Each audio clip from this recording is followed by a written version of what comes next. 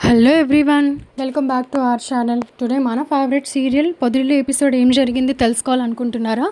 అయితే ఖచ్చితంగా మన వీడియో స్టార్టింగ్ నుంచి ఎండింగ్ వరకు స్కిప్ చేయకుండా చూసేయండి. అయితే దానికంటే ముందు ఏం చేయాలో తెలుసు కదా, మన ఛానల్ని అయితే సబ్స్క్రైబ్ చేయండి, ఫాలో కూడా చేయండి. ఎవరైతే సబ్స్క్రైబ్ చేసుకుంటారో వాళ్ళు మాత్రమే మన ఛానల్లో ప్రచారమయ్యే ప్రతి ఇంట్రెస్టింగ్ ట్విస్ట్ ఎపిసోడ్ చూడగలరు. కాబట్టి నేనైతే ఈ ముగ్గు వేస్తూ మన ఎపిసోడ్లో ఏం జరిగింది అనేది సులభంగా వివరించేస్తాను. కాబట్టి చివరి వరకు స్కిప్ చేయకుండా చూసేయండి. ఈరోజు ఎపిసోడ్ చూసుకున్నట్లయితే చాలా ఇంట్రెస్టింగ్గా ఉంది, కాబట్టి మిస్ కాకుండా చూసేసేయండి లాస్ట్ వరకు. ఈరోజు ఎపిసోడ్ మనం చెప్పుకున్నట్లయితే మొత్తానికి పంచాయతీ నారాయణ ఇంటి ముందు జరుగుతుంది.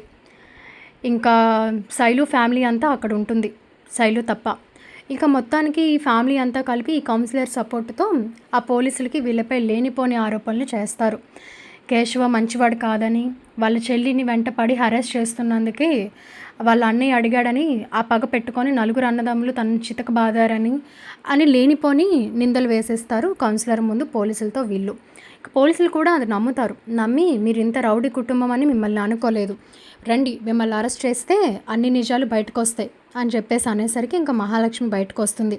అవునా, అయితే వాళ్ళతో పాటు నన్ను కూడా అరెస్ట్ చేయండి అనేసరికి నువ్వెవరమ్మా అనేసరికి నేనెవరా, మీరు నిజాలు తెలుసుకోకుండా ఒంటి మీద అంత వయసు ఉంది, ఎలా వచ్చేస్తారో ఒకవైపే సపోర్ట్గా అనేసరికి అమ్మ చాలా మర్యాదగా మాట్లాడు. మర్యాద మీకా?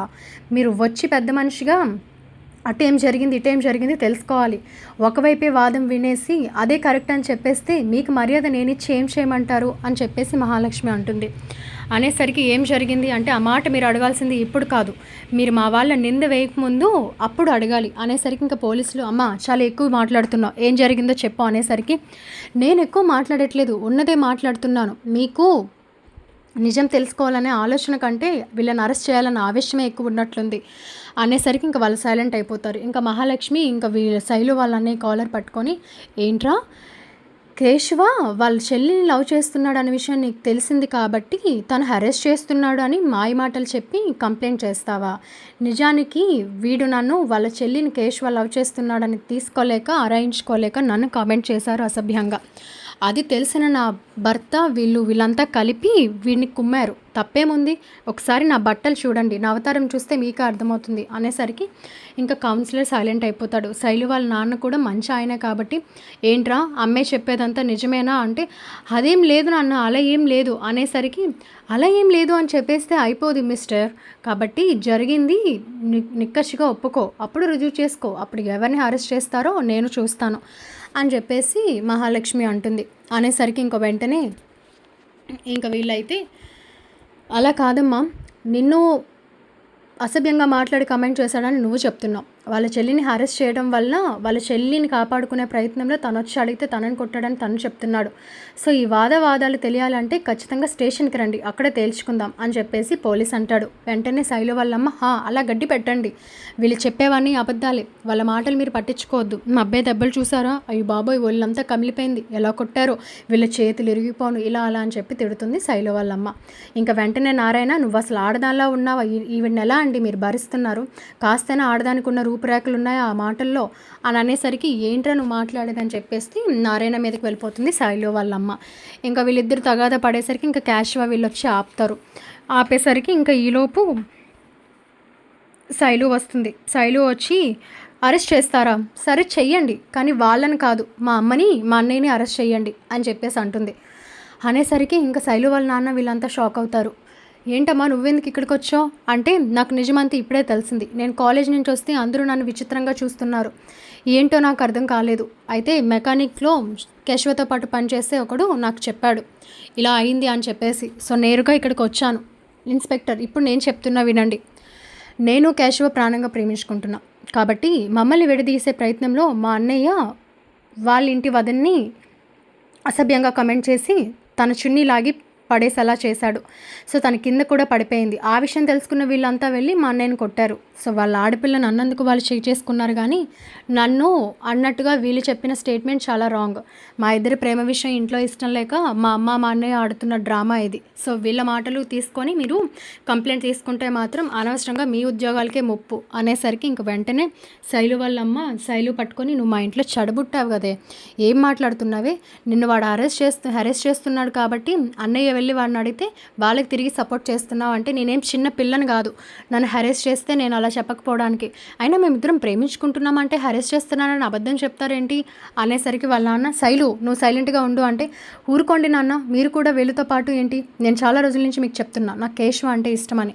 అది అర్థం చేసుకోకుండా వీడు పగ పెట్టేసుకొని వాళ్ళని కొట్టింది కాక వాళ్ళని ఇబ్బంది పెట్టింది కాక తిరిగి వాళ్ళపైనే కేసు పెడతారా, పెట్టండి అప్పుడు చూస్తానంటే ఇన్స్పెక్టర్ గారు అదంతా కాదు, మీరు అయితే వీళ్ళని అరెస్ట్ చేసి ఖచ్చితంగా మా అబ్బాయిని కొట్టినందుకు మీరు వీళ్ళకి శిక్ష వేయాల్సిందే అని చెప్పేసి శైలు వాళ్ళ అమ్మ అంటుంది. కౌన్సిలర్ కూడా నారాయణ తను కొంచెం తక్కువ చేసి మాట్లాడతాడు. ఏంటి కౌన్సిలర్ 2 సంవత్సరాల నుంచి ఇటు సైడ్గా కనిపించలేదు, ఇప్పుడు వీళ్ళ తగు కోసం ఒకవైపుగా మోపుకొచ్చేసావా, అయినా ఇక్కడ డ్రైనేజీ పని చేయట్లేదు, ఇలాంటి సమస్యలు తెలుసుకోక నీకు ఇవన్నీ ఎందుకయ్యా నిజాలు తెలుసుకోకుండా అన్నట్టు నారాయణ కొంచెం తనని చులకన చేసి మాట్లాడేసరికి నారాయణ వాళ్ళపై ఉన్న కోపంతో వీళ్ళకి సపోర్ట్గా అవును ఆవిడ చెప్పింది నిజమే, ముందు వీళ్ళని అరెస్ట్ చేయండి అప్పుడే నిజాలు తెలుస్తాయంటే ఇంకా వెంటనే పోలీస్ అయితే మీరంతా పిచ్చోళ్ళని, ఇక్కడ నేను పిచ్చోడిని కాదు, చదువుకున్నాను కాబట్టి నా తెలివితేటలు నా ఇంది జ్ఞానం నాకు ఉండాలి, సరే మీరు అన్నట్టుగా నేను అరెస్ట్ చేస్తాను కానీ మీకు వ్యతిరేకంగా మీ అమ్మాయి సాక్ష్యం చెప్పేలాగా ఉంది, అప్పుడు మీ పరువు ఏమవుతుందో నా ఉద్యోగం ఏమవుతుందో ఒకసారి మీరే ఆలోచించుకోండి అని చెప్పేసి పోలీసులు అంటారు. అనేసరికి ఇంకా వీళ్ళు సైలెంట్ అయిపోయేసరికి ఇంక ఈలోపు మహాలక్ష్మి అయితే అంటుంది, ఇలాంటి వాడిని ఊరికే వదిలేసి నేను తప్పు చేశాను, ఫస్ట్ నేను కంప్లైంట్ ఇవ్వాలి, అలాంటిది వీళ్ళు వచ్చి మా ఫ్యామిలీ మీద కంప్లైంట్ ఇస్తారా, అసలు ఏమనుకుంటున్నారు అని చెప్పేసి వీళ్ళు ఇక్కడ మాట్లాడుకుంటూ ఉండగా ఇంకా గాయత్రి అయితే యాక్చువల్లీ తాయారు వాళ్ళ ఇంటికి వచ్చేస్తుంది. గాయత్రిని చూసిన తాయారు ఇదేంటి చెప్పా పెట్టకుండా వచ్చేసిందని, అమ్మ ఏంటమ్మ ఎలా వచ్చావు అనేసరికి గాయత్రితో ఏం మాట్లాడదు, వాళ్ళ మావయ్యని పలకరిస్తుంది. వాళ్ళ మావయ్యని పలకరించి ఎలా ఉన్నావు మావయ్య అంటే బాగానే ఉన్నానమ్మా ఏంటి ఇంత సడన్గా అనేసరికి మా ఆయన మంచివాడు కాదు, అది మీకు చెప్తున్నా మీకు అర్థం కావట్లేదు, నన్ను చచ్చిపోమంటారా బ్రతికుండమంటారు ఒకటే మాట చెప్పండి అని అంటుంది. అదేంటమ్మా అంత పెద్ద మాట అన్నావు అంటే మరి నిజమే, నాకైతే బతకాలని లేదు, ఆయనకి డబ్బు పిచ్చి అలాగే అమ్మాయిలు పిచ్చి చాలా ఉండకూడని వ్యాపారాలు కూడా ఉన్నాయి, అవన్నీ నేను మీకు చెప్పుకోలేను, కాబట్టి ఇవన్నీ చూస్తూ నేను ఆయనతో సంసారం చేయలేను, ఏదో మీరు బావని ప్రేమించానని చెప్పినా కూడా నా మనసు పట్టించుకోకుండా బావకి ఇవ్వకుండా వీడికిచ్చి పెళ్లి చేశారు, డబ్బు ఉంది ఆస్తుందని, కానీ నన్ను చూసుకునే మనసు లేదు, నన్ను కొడుతున్నాడు తిడుతున్నాడు అని చెప్పేసి గాయత్రి ఏడుస్తుంది. ఇక గాయత్రి బాధ చూసిన తాయారు వెంటనే ఇదేంటమ్మా నువ్వు చెప్పేదంతా నిజమా అంటే పెళ్ళై ఇన్ని నెలలు ఉన్నాక అబద్ధం చెప్పాల్సిన అవసరం ఏ ఆడపిల్లకి ఉండదని చెప్పండి మావయ్య అంటే ఇప్పటికైనా నా కళ్ళలోకి చూసి మాట్లాడేవే, నా మొహం చూసి మాట్లాడేవంటే నీ మొహం చూడడానికే నాకు అసహ్యంగా ఉంది, నా జీవితాన్ని తీసేసిందే నువ్వే, ఏ కన్న తల్లైనా కూతురి ఇష్టాన్ని అర్థం చేసుకొని తనకి ఏ కష్టం రాకుండా చూసుకుంటుంది, కానీ నువ్వు నీ పంతం కోసం నా ప్రేమనే విడగొట్టావు, బంగారు లాంటి మాధవ బావని నాకు దూరం చేసావు, అండ్ నీకు తెలియని విషయం ఏంటి అంటే మేము ఆల్రెడీ విడాకులు తీసేసుకున్నాం, నేను అక్కడ విడాకులు అప్లై చేశాను కాబట్టి ఇంకా అవి రేపో మాపో వచ్చేస్తాయి కూడా, నేనైతే ఇంకా ఆయనకి దగ్గరగా ఉండలేను అని చెప్పేసి అనేసరికి ఏంటి విడాకులు కూడా తీసేసుకున్నావంటే అవును విడాకులు కూడా తీసేసుకున్నాను, నాకు మాధవ బావే కావాలి, నేను ఆయనతో సంతోషంగా ఉండలేను, నాకేం చేస్తావో తెలీదు, నువ్వు వెళ్ళి వాళ్ళ కాలు పట్టుకొనైనా సరే నాకు మాధవ బావని కావాలి లేదంటే చచ్చిపోతాను అని చెప్పేసి గాయత్రి అంటుంది. ఇంకా గాయత్రి బాధను అర్థం చేసుకున్న తాయారు మారుతుంది. నా కూతురికి ఇలాంటి పరిస్థితి తీసుకొచ్చాను, నా అన్నయ్య కుటుంబంలో నా మేనల్లుడు నేను అర్థం చేసుకోలేకపోయాను, వాళ్ళకి ఏమీ లేదు, వాళ్ళ ఇంట్లో ఆడదిక్కు లేదు, నా కూతురు వెళ్తే అంత బాధ్యత దీని మీదే పడుతుంది, ఇది గొడ్డు చాకరీ చేయాలనే ఆలోచనతో నేను అలా చేశాను, కానీ ఆ ప్రేమ దీనికి అర్థం కాలేదు, కానీ ఏదేమైనా దీని ప్రేమకు అన్యాయం చేసి ఈరోజు నా కూతురికి గత్యంతరం తెచ్చేలాగా చేశాను, నలుగురిలో పరువు పోకంటే ముందే మాధవ కాలు పట్టుకొనైనా సరే నా కూతుర్ని పెళ్లి చేసుకోమని చెప్పాలి అని చెప్పేసి తాయారు అనుకుంటుంది.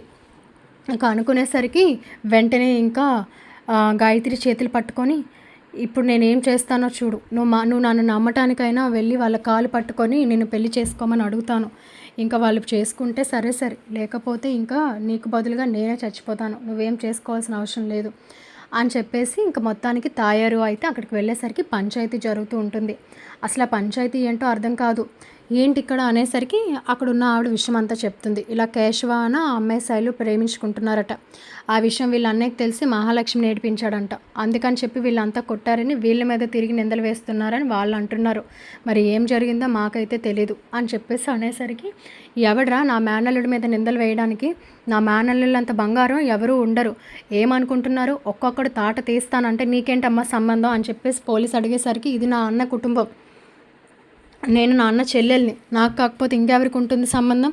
నా మేనల్లుల్ని అనడానికి మీకు ఎంత గుండెలు తీసిన పని అని చెప్పేసి వీళ్ళకి సపోర్ట్గా మాట్లాడేసరికి నారాయణ వీళ్ళంతా షాక్ అవుతారు. ఇంకా తన వెనకతలో వచ్చిన గాయత్రిని చూసి వీళ్ళంతా గాయత్రి ఏంటి ఇప్పుడు వచ్చింది అని చెప్పేసి అనుకుంటారు. కానీ అక్కడ జరుగుతున్న పరిస్థితి సందర్భంగా వాళ్ళైతే ఎవరు గాయత్రిని పిలవరు. అయితే ఈలోపు అయితే తాయారు అయితే మాత్రం ఇంకా పోలీసుల్ని అక్కడున్న కౌన్సిలర్ని తిడుతుంది. మీ జాతకాలేంటో నేను బయట పెడతాను, వీళ్ళు ఇచ్చిన డబ్బు పుచ్చుకొని లేనిపోని నిందలు నా మేనల్లుల మీద వేస్తారా? మీ పని చెప్తాను అంటే, ఓయమ్మో నువ్వు బాగానే ఉన్నావు, ఇక్కడేంటో పంచాయతీ తేలక మేము ఇంకా అడుగుతున్నాం, నువ్వు వచ్చి మా ఉద్యోగాలు తీసేసేలాగా మాట్లాడుతున్నావే అని చెప్పేసి అనేసరికి, ఏంటో ఈ కౌన్సిలరు అసలు ఏంది, మా కుటుంబం మీద పడ్డావేంది నువ్వు? అసలు ఏ విషయం జరుగుతుందో ముందుగా తెలుసుకో అవసరం లేదా నీకు? వాళ్ళు కంప్లైంట్ ఇస్తే వాళ్ళ మాటలే నమ్మేస్తావా? నా మేనల్లులు ఏందో నీకు తెలీదా? ఓట్లు వేసుకునేటప్పుడు నీకు కావాలి, ఓట్లు అయిపోయాక మా వాళ్ళు నీకు చెడ్డోళ్ళగా కనిపిస్తున్నారా అని చెప్పేసి తాయారు కంప్లీట్గా వీళ్ళకి సపోర్ట్గా మాట్లాడుతుంది. మాట్లాడేసరికి ఇంకా కౌన్సిలర్ అయితే సైలెంట్ అయిపోయేసరికి ఇంకా శైలు అయితే అందరి ముందు అంటది, నాకు ఇదంతా తెలీదు, నేను కానీ ఇప్పుడు వీళ్ళు అయినేసరికి ఇంక శైలు అయితే వాళ్ళ నాన్న అంటాడనమాట, ఏ కేసు లేదు ఏమీ లేదు, ముందు అర్జెంటుగా ఇంట్లోకి పద అంటే, దీని ఇంటికి తీసుకువెళ్ళడం, దీన్ని ఇక్కడే ప్రాణం పిసికి చంపేస్తాను, పీక పిసికేస్తాను అని చెప్పేసి వాళ్ళ అమ్మ శైలుని ఫుల్గా కొట్టేస్తుంది. కొట్టేసరికి ఇంకా వెంటనే గాయత్రి శైలు వాళ్ళ అమ్మ చేతిని ఆపుతుంది. ఏమనుకుంటున్నారో, ఆడపిల్ల మీద చేయి చేసుకోవడం అంత ఇది అనుకుంటున్నారా? అయినా మీ అమ్మలు మారరా? మా ప్రేమను అర్థం చేసుకోరా? మీరు దూరం చేసిందే కాక మీ పంతానికి పోయి మా జీవితాలు నాశనం చేస్తారా? మీలాంటి వాళ్ళు ఉన్నా ఒకటే పోయినా ఒకటే అని చెప్పేసి శైలు వాళ్ళ అమ్మకి గాయత్రి బుద్ధి చెప్తుంది. చెప్పేసరికి ఈలోపు శైలు వాళ్ళనే శైలుపై చేయి చేసుకుంటాడు. నువ్వు రావే నీ అంత చూస్తానంటే ఇంక వెంటనే క్యాష్ వెళ్ళి శైలు వాళ్ళనే చంప పగలగొడతాడు. ఇంకొక దెబ్బ శైలు మీద పడినా నీ చెయ్యి ఇక్కడే ఉంటుంది, నాటకాలు చేస్తున్నావా? తను నన్ను ప్రేమించింది, అది తప్ప, నీకు నచ్చకపోతే నువ్వు ఇంట్లోంచి వెళ్ళిపోరా, ఆడపిల్లపై చేయి చేసుకోవడం మగతనం అనిపించుకోదు అని చెప్పేసి క్యాషువా కొట్టేస్తాడు. కొట్టేసరికి ఇంక మొత్తానికి పోలీసు కౌన్సిలర్ అయితే అమ్మాయి పైన చేయి చేసుకోవడం చాలా తప్పు, తను ఇప్పుడు మైనర్ కాదు మేజర్, తను ఎవరైనా ప్రేమించే హక్కు అధికారం తనకుంది అనేసరికి ఇంకా వాళ్ళ నాన్న, నువ్వు రా అమ్మ శైలు ఇంటికి వెళ్దాం అంటే, దాన్ని సపోర్ట్ చేస్తారేంటండి మీరు అని వాళ్ళ ఆవిడ అంటుంది. ఇంకా మీ ఇద్దరు కానీ నా కూతురు ఒంటి మీద చేయి పడిందంటే మిమ్మల్ని ఇద్దరిని ఇంట్లోంచి బయటకు తోసేస్తాను, నువ్వు పదమ్మ శైలు అంటే, నేను రాను నాన్న అని చెప్పేసి అంటుంది. మీరేం చేస్తారో నాకు తెలీదు, ఇంటికి వెళ్తే మాత్రం వీళ్ళు నాకు వేరే వాళ్ళనిచ్చి పెళ్లి చేసేస్తారు, ఎలాగో మీరంతా ఇక్కడే ఉన్నారు, నేను కేశవ ప్రేమించుకున్నాం అనే విషయం మీకు తెలుసు, కాబట్టి మీ సమక్షంలోనే మాకు పెళ్లి చేసేయండి, కేశవ లేకపోతే నేను చచ్చిపోతాను అని చెప్పేసి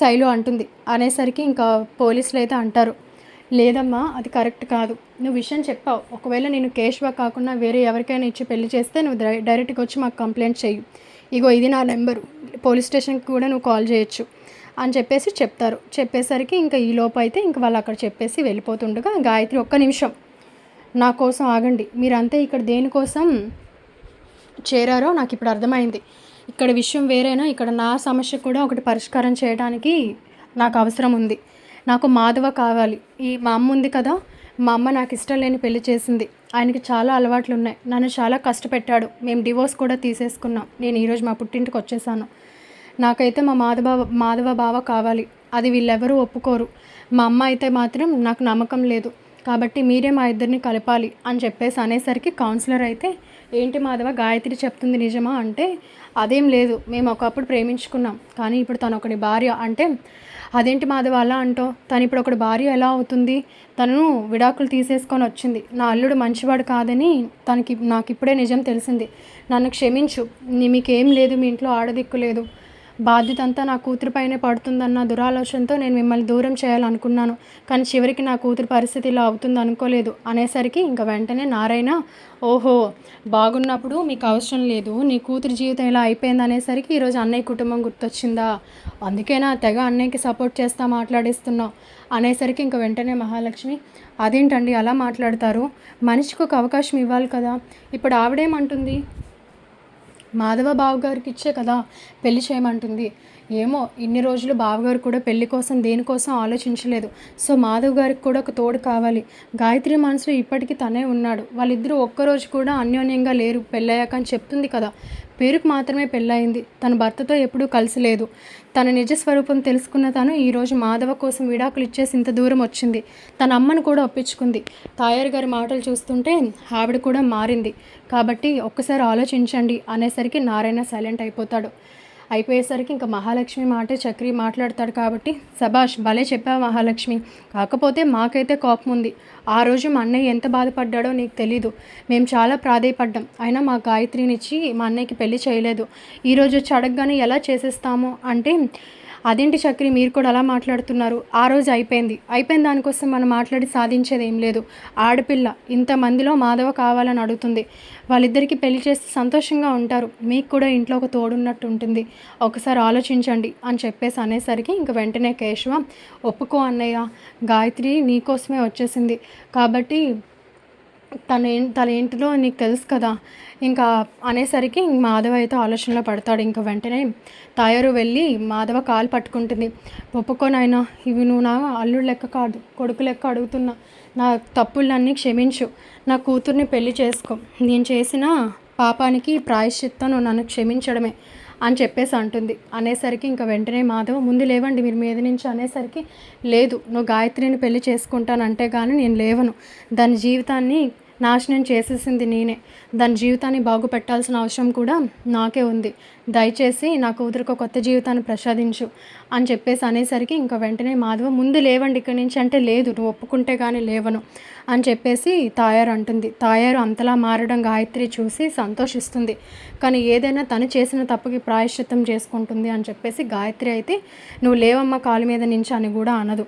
అనేసరికి అక్కడున్న కౌన్సిలర్ అంటాడు, ఏమైంది మాధవ, నువ్వెంతగా ప్రాణంగా ప్రేమించి నీ మరదల్ని తనిచ్చి పెళ్లి చేస్తానంటుంది. తెలుసో తెలియకో ఎవడో ముక్కు మొహం తెలియని వాడికి ఆస్తి అంతస్తుందని చెప్పి చేసేసింది. ఇప్పుడు తన తప్పు తాను తెలుసుకుంది. పేరుకి ఇరువురి మధ్య పెళ్ళయింది కానీ ఇద్దరి మధ్య అన్యోన్యత లేదని గాయత్రి చెప్తుంది. అది నీకు తనపై ఉన్న నమ్మకం మీద ఆధారపడి ఉంటుంది. వాళ్ళ మాటలు అర్థం చేసుకొని మేము చెప్పటమే కానీ ఇంకా జీవితంలో ముందుకు ఎలా సాగాలి, నీ జీవితంలో నువ్వే నిర్ణయం తీసుకోవాలనేది నీ ఇష్టం అనేసరికి ఇంకా వెంటనే నారాయణ, ఇప్పటికో సభాష్ అయిన మాటలు మాట్లాడేవారు కౌన్సిలర్ గారికి కుర్చీ వేయండి రా, నిల్చోబెట్టే మాట్లాడతారేంటి అని అనేసరికి ఇంకా అక్కడ కుర్చీ వేసాక ఆయన కూర్చుండేసరికి ఇంకా పోలీసులు అంటారు, ఏంటి మా సమక్షంలోనే పెళ్లి చేసుకుంటారా లేకపోతే ఏంటి అనేసరికి ఇంకా వెంటనే కేశవ ప్లీజ్ అన్నయ్య ఒప్పుకో అంటే మాధవ అయితే మాత్రం నారాయణని అడుగుతాడు, నాన్న ఆ రోజు నాకు ఎంత బాధ అనిపించిందో అంతకన్నా ఎక్కువ అవమానం నీకు జరిగింది. మా ఇంటి పెద్ద దిక్కు నువ్వే, ఏం చేయమంటావు అనేసరికి, అదిరా నా పెంపకం అంటే, వచ్చారు కదా అని నా కొడుకు నీ కూతురు మెడలో తాళి కట్టేస్తాను అనలేదు. నీ కూతురు ఆ రోజు నువ్వు వేరే వాడికి ఇచ్చి పెళ్లి చేస్తే తలంచుకొని తాళి కట్టించేసుకుంది. ఈరోజు అర్థమైందా తాయారు నీ పెంపకానికి నా పెంపకానికి ఉన్న తేడా. అలానే నేను గాయత్రిని తప్పు పట్టట్లేదు. ఒక ఆడపిల్లగా తను అంతకుమించి ఏం చేయలేదు. కానీ ధైర్యం చేసి ఈరోజు నా కొడుకే కావాలని ఇంతమందిలో చెప్పింది. కాబట్టి ఎలాగూ విడాకులు అయిపోయినాయి కాబట్టి ఇంకా నా కొడుకు అయితే నేను గాయత్రిని ఇచ్చి పెళ్లి చేయడంలో ఎలాంటి అభ్యంతరం లేదు అనేసరికి ఇంకా మాధవ గాయత్రి చాలా సంతోషపడతారు. పడేసరికి ఇంకా వెంటనే తాయారు వెళ్ళి నారాయణ కాలుపై పడి, చాలా సంతోషం అన్నయ్య, నన్ను క్షమించు. మిమ్మల్ని ఎంతో కించపరిచి మాట్లాడాను. ప్రతిసారి నేను మిమ్మల్ని తక్కువ చేయడానికే చూశాను. కానీ మీరు నా కూతురు జీవితాన్ని బాగుపెట్టడానికి ఒక్క క్షణం కూడా ఆలోచించలేదు. ఇలాంటి అన్నదమ్ముని వదిలేసుకొని ఇన్ని రోజులు ఎంత తప్పు చేశానో నా మీద నాకే అసహ్యం వేస్తుంది అని చెప్పేసి తాయారు అంటుంది. అనేసరికి ఇంక మొత్తాన్ని తాయారుని మీదకి లేపి ఇంకా మాధవాన్ని వెళ్ళి రెడీ చేసి గాయత్రిని కూడా రెడీ చేసి అందరి సమక్షంలో పెళ్లి చేస్తారు. అలా మొత్తానికి గాయత్రి తన భర్త ఎలాంటి వాడో వాళ్ళ అమ్మ ముందు బయట పెట్టి తను మారేలాగా చేసి అందరి సమక్షంలో ఒప్పించి మాధవతో పెళ్లి జరుగుతుంది గాయత్రికి. ఇంకా మాధవ పెళ్లి చూసిన చక్రి, మహాలక్ష్మి వీళ్ళంతా చాలా సంతోషిస్తారు. అయితే ఇంకా కేశవ కూడా మనసులో అనుకుంటాడు, ఇదే మూమెంట్లోని ఎలాగో వాళ్ళ అమ్మ నాన్న కూడా ఉన్నారు, మేమిద్దరం కూడా అడిగేసి పెళ్లి చేసేసుకుంటే అయిపోయేది. కానీ పోలీసులు చెప్పినప్పుడు వాళ్ళ మాటకు ఒక విలువ ఇవ్వాలి కదా. అయినా వాళ్ళంత భరోసా ఇచ్చినప్పుడు మేమెందుకు భయపడాలి అనుకునేసరికి కన్నా వచ్చి, ఏంటని ఆలోచిస్తున్నావు, నెక్స్ట్ పెళ్ళి నీదే, ఇంకే మన ఇల్లు సంతోషంగా ఉండబోతుంది. మన ఇంటికి ఇప్పుడు 2 వదినలు వచ్చారు, నువ్వు మీ బుస్సుని చేసేసుకుంటే బుస్సు వదిన కూడా వచ్చేస్తుంది అని చెప్పేసి అంటాడు. అనేసరికి కేశవ కూడా చాలా సంతోషిస్తాడు. అలా మొత్తానికి అందరూ కలిసి అయితే గాయత్రి మాధవారి పెళ్లి చేస్తారు. అలా అందరి సమక్షంలో వీళ్ళ అన్నదమ్ములు తప్పేమీ లేదు, శైలు వాళ్ళ అన్నదే తప్పు అని చెప్పి అందరి ముందు రుజువు కూడా అవుతుంది. అలా మొత్తానికి శైలు కేశవ పెళ్ళి మొత్తానికి వాళ్ళ నాన్న అర్థం చేసుకున్నట్టే అనిపిస్తుంది, కానీ ఏం జరిగింది అనేది మరి మనం తర్వాత చూడాలి. అలా మొత్తానికైతే ఇంకా మహాలక్ష్మి మాటలతో తాయారు మారిన మార్పును చూసి వీళ్ళైతే మాధవకి గాయత్రినిచ్చి పెళ్లి చేస్తారు. ఇంకా గాయత్రి అయితే చాలా సంతోషిస్తుంది. మాధవ కూడా కోల్పోయిన ప్రేమ దగ్గర అయినందుకు ఇంకా భగవంతుడికి థ్యాంక్స్ చెప్పుకొని తన గాయత్రికి దగ్గర అవుతాడు. ఇంకా చక్రి అయితే అనుకుంటాడు, ఇంకా మొత్తానికి మహాలక్ష్మి మా అన్నయ్యకి ఒక జీవితాన్ని ప్రసాదించింది, మా అన్నయ్య మనసు నాన్న మనసు మారేలాగా మాట్లాడింది, ఇంకా నన్ను కూడా మెల్లగా అర్థం చేసుకొని నాకు కూడా దగ్గర అయితే అదే చాలు అని చెప్పేసి చక్రి కూడా అనుకుంటాడు.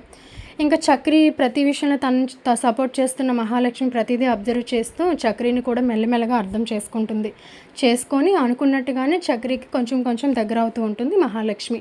కాబట్టి ఈరోజు ఎపిసోడ్లో మనం చూసుకున్నట్లయితే అన్నదమ్ములు తప్పు లేదు, శైలు వాళ్ళు అనేది తప్పు అని నిరూపించిన మహాలక్ష్మి, అలాగే గాయత్రికి మాధవకి కూడా అందరి సమక్షంలో తాయారుకి వచ్చిన మార్పుతో ఇంట్లో మాట్లాడి పెళ్లి చేస్తుంది.